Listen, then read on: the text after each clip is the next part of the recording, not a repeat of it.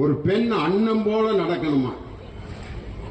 ஏரி கரையின் மேலே போறவளே பெண்மையிலே நில்லு கொஞ்ச நானுவாரே சேர்ந்து பேசி போவோம் கண்ணே அன்னம் போல நடை நடந்து வாத்து மாதிரி நடந்தா தான் அந்த பெண் அழகா நடக்குதுன்னு அர்த்தம்.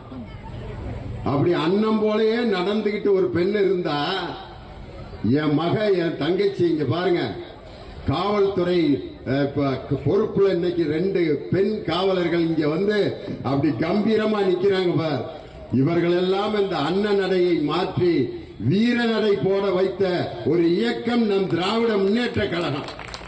இன்னைக்கு ஜவுளி கடைக்கெல்லாம் போவோம், ஆம்பளை எல்லாம் போனா ஒரு 2 சட்டையை பார்ப்போம், டக்குன்னு எடுத்துட்டு வந்துடுவான்.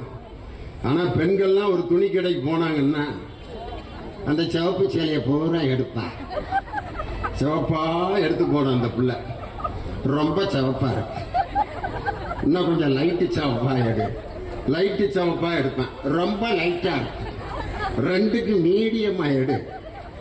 அம்மா இருக்கிற சிவப்பு பூரா எடுத்து போட்டுட்டேன், இதுக்கு மேல வேற சேலை கிடையாது. கூட வந்த வீட்டுக்காரிய எறி எதையாவது போயா வெளியே போயிடலையா, மெதுவா எடுத்துட்டு வரட்டு வீட்டுக்காரரை விரட்டி விட்டுருச்சு.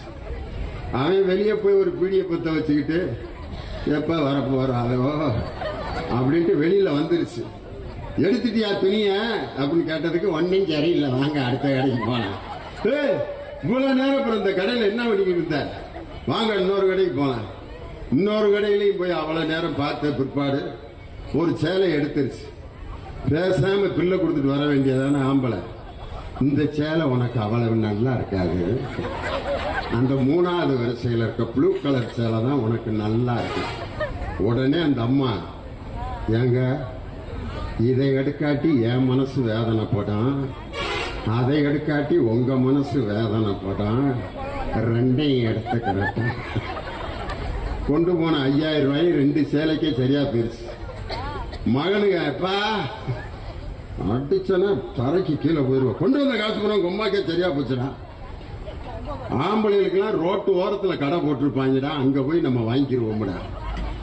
ஒரு காலத்துல ஒரு கணவனை நம்பித்தான் ஒரு பெண் சேலை எடுக்க வேண்டிய நிலை இருந்தது.